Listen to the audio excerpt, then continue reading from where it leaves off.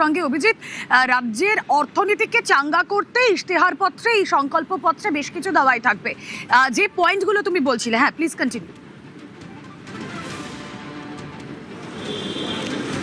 নিঃসন্দেহে এবং যেখানে রাজ্যের কর্মসংস্থানকে পাখির চোখ করার জন্য বিজেপি এই 7টি যে মূল যে অগ্রাধিকার যেটা দিচ্ছে তার মধ্যে বেকারত্ব থাকছে, বেকারত্ব, শিল্প এবং পরিকাঠামো, এবং তার সঙ্গে দুর্নীতি ও প্রশাসন, অর্থাৎ রাজ্য সরকারের দুর্নীতি এবং প্রশাসনিক দুর্নীতি, এই দুটোকেই পাখির চোখ করা হচ্ছে। এবং তার সঙ্গে রাজ্য সরকারি কর্মচারীদের দাবি, রাজ্য সরকারি কর্মচারীদের যে ডিএর দাবি, সেটাকে সপ্তম পে কমিশনের নিয়ম অনুযায়ী ক্ষমতায় আসলে 45 দিনের মধ্যে সেই সমস্ত দাবি, রাজ্য সরকারি কর্মচারীদের দাবি পূরণ করা হবে, এটাও প্রতিশ্রুতি দেওয়া হচ্ছে। এবং সিঙ্গুরকে শিল্প কেন্দ্র হিসাবে গড়ে তোলা, সেটাকে শিল্প ও পরিকাঠামোর মধ্যে এবং উত্তরবঙ্গ এবং দক্ষিণবঙ্গের মধ্যে সড়ক এবং বিমানবন্দরের উন্নয়ন করা হবে।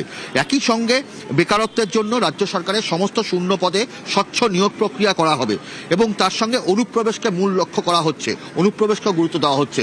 এবং তার সঙ্গে যে সহায়তা প্রকল্প, অর্থাৎ মহিলাদের জন্য 3,000 টাকা করে সহায়তা এবং বেকার যুবক যুবতীদের জন্য 3,000 টাকা করে সহায়তা, এই সহায়তা প্রকল্প করা হবে, সেটাও এই সংকল্পপত্রে তোলা হবে। এবং এরই সঙ্গে অগ্নিবীর প্রকল্প, রাজ্যের বিভিন্ন প্রান্তে প্রত্যেক বছর রাজ্যের বিভিন্ন প্রান্তে মোট 4টি করে অগ্নিবীর নিয়োগ শিবির করা হবে, এমনটাও বলা হচ্ছে। যেখানে বেঙ্গল রেজিমেন্ট, সেনাবাহিনীতে বেঙ্গল রেজিমেন্ট তৈরির বিষয়ে সক্রিয় হবে বিজেপি পরিচালিত রাজ্য সরকার, এমন দাবিও করা হবে। বলাই যেতে পারে রাজ্যের বেকার যুবক যুবতীদের, নতুন প্রজন্মকে, রাজ্য সরকারি কর্মচারীদের, মহিলাদেরকে, তাদেরকে মূলত পাখির চোখ করে এইখানেই বিজেপি এই সংকল্পপত্র প্রকাশ করবে এবং সেখান থেকেই এই ভরসার শপথ প্রকাশ, আজকের এই নাম দেওয়া হয়েছে এই সংকল্পপত্র।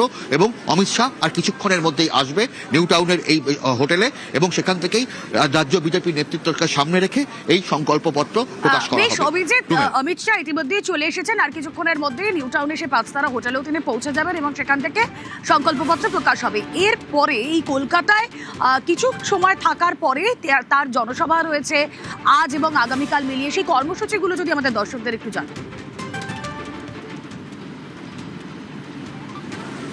নিঃসন্দেহে আজকে এখানে আর কিছুক্ষণের মধ্যেই অমিত শাহ আসবেন এবং এই সংকল্পপত্র প্রকাশ করবেন এবং তারপরে বিজেপির নেতৃত্বের সঙ্গে খুব অল্প সময়ের জন্য এখানে একটা বৈঠক করবেন এবং বৈঠক করে তিনি সরাসরি পৌঁছে যাবেন ডেবরা, পশ্চিম মেদিনীপুরের ডেবরায়। সেখানে জনসভা আছে এবং ডেবরার জনসভা করে সেখান থেকে খড়গপুর সদর, সেখানে একটি রোড শো করবেন অমিত শাহ, অর্থাৎ সেখানকার বিজেপি প্রার্থীদেরকে নিয়ে সেখানে একটা বিশাল রোড শো করা হবে, মিছিল বা পদযাত্রা করা হবে।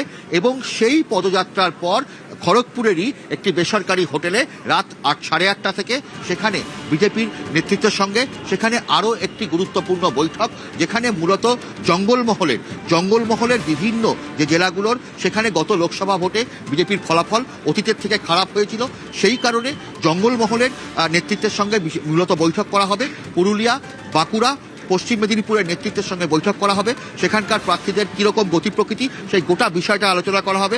ফলে বলা যেতে পারে একদিকে যখন এই সংকল্পপত্র ঘোষণা করা হবে, তেমনভাবেই আজকে পশ্চিম মেদিনীপুরের ডেবরায় আজ জনসভা এবং সেখান থেকে খড়গপুর সদরে নির্বাচনী পদযাত্রা বা রোড শো এবং তারপর সেখান থেকে আরেকটি বেসরকারি হোটেল, খড়গপুরের একটি বেসরকারি হোটেলে সেখানে পশ্চিম মেদিনীপুরের নেতৃত্ব বা জঙ্গলমহলের নেতৃত্বের সঙ্গে বিশেষ বৈঠক এবং বিজেপি রাজ্য নেতৃত্বের সঙ্গেও আলাদা করে বৈঠক হবে এবং সেই বৈঠকে আগামী দিনের কর্মপদ্ধতি সম্পর্কে আরো বিস্তারিত আলোচনা হবে। তবে রুমেলা, গোটাটাতেই আমাদের নজর থাকবে। আজ ডেবরায় তিনি যাবেন, খড়গপুরেও রোড শো রয়েছে, জনসভা রয়েছে। এবং দিলীপ ঘোষ, খড়গপুর সদরের বিজেপি প্রার্থী, তিনি কি বলছেন এই শাহী সফর নিয়ে? শুনুন। যেদিন দিলীপ ঘোষ